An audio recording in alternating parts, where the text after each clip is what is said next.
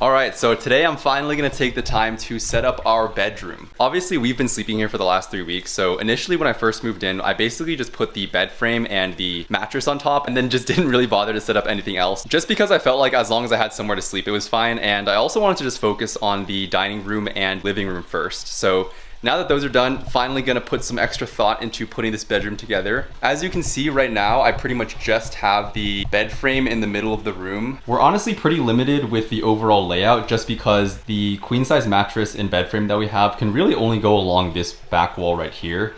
Because obviously on this side, we have the sliding doors and the windows. On this side, I have a closet, and then this is not really wide enough.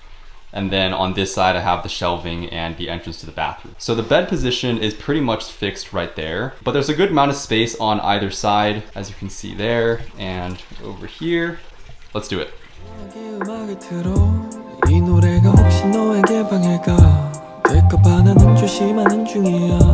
될까봐 나는 조심하는 중이야 내 어릴 적 꿈과 날 사랑한 사람 수 없는 별 아래 그림 같은 손 하지만 이제 나 잠 못 드는 밤 인생은 동화가 아니라는 맘만 어디로 가야 하죠 아저씨 난 자꾸 뒤를 돌아봐요 맥없이 걸어온 길 위에 놓인 점들이 많아 그린 화살표 설계된 나의 철로로 걸어 Oh no 이 길에 머물 순 없어 사랑했으니 나는 왜 없어 보다 또 past 고민해 너를 봐 푸른 하늘 구름처럼 새롭게 피어나 미래 소년이란 나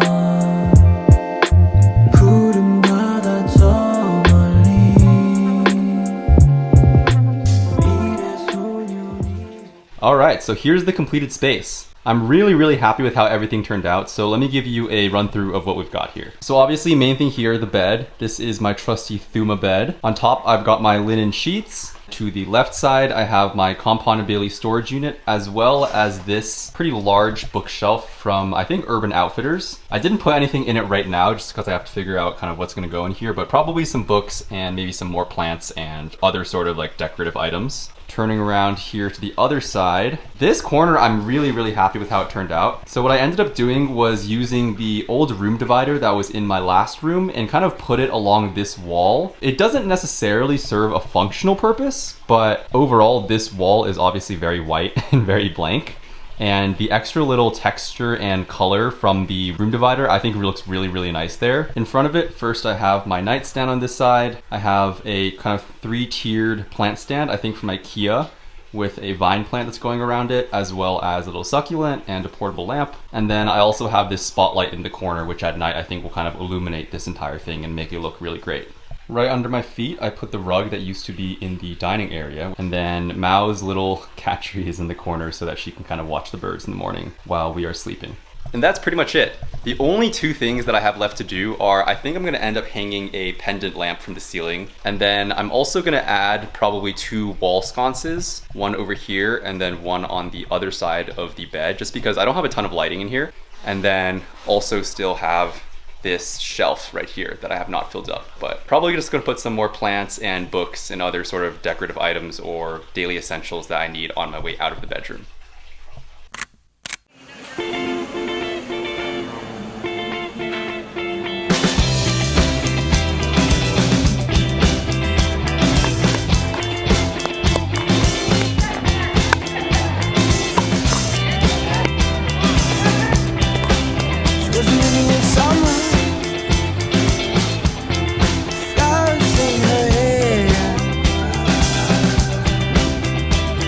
never loved her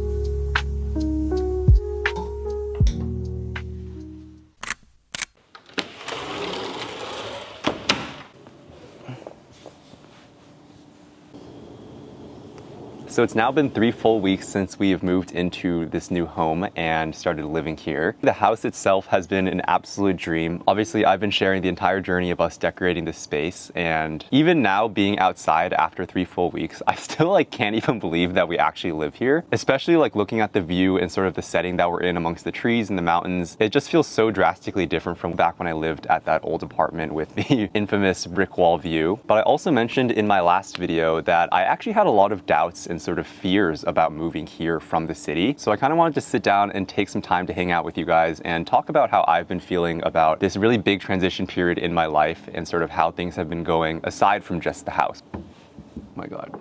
There's literally a squirrel that's been terrorizing us for the last week because we fed it for 2 days, and now even though we stopped feeding it, it comes every single day to ask for food and even got really aggro and started tapping on the glass. We've been trying our best to fend it off and hopefully eventually he forgets about it. But back to what I was saying. Moving from the city to the suburbs or a more quiet area is, I think, a transition that a lot of people go through sort of in their later 20s, maybe early 30s, when you purchase a house or you maybe start thinking about starting a family.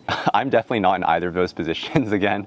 This place I am renting, and I definitely do not have plans on having any kids anytime soon. And now that I mention it, I guess that's almost the perfect example of why this has been a really, in some ways scary, in other ways exciting transition for me specifically. I feel like because I'm relatively young compared to other people that make this transition. Actually, my neighbor is the youngest person near us, is in their early 30s and has a 3-year-old son. And the rest of our neighbors are all in their 40s or their 50s. Sorry, let me adjust my camera real quick, because now I'm getting into sunlight. It definitely is safe to say that I feel a good amount of sort of imposter syndrome. I think while that's not necessarily a bad thing, I'm definitely extremely grateful that I'm even in the position to be, number one, living in a house like this, even if I am still renting, and also being able to work fully remotely. You guys know, obviously, I'm doing content creation full time now, but then it's also still really hard to shake the sort of fear or doubt of being in a place where I didn't think I would be and being in a place where most people my age aren't. I think part of me is really scared that I'm missing out on my youth and that I'm going to look back at this decision in a few years and think, oh, I wish I had stayed in the city and sort of hung out with my friends more and take advantage of those younger years where everyone's just sort of hanging out. I should also mention that this is a 2-year lease, and so it's not after 1 year of trying this out, I can just leave and go back to the city. I think that now that I've been here for 3 weeks and I've sort of started figuring out my routine, I think it's definitely getting better. And something that I think has really helped with that is both me and my girlfriend sort of making more conscious efforts to leave the house and go out, because without a doubt, one of my biggest fears about living here was that I would be so isolated to the point where I would just never want to leave the house, because it's not even that long of a trek, but it's still a pretty big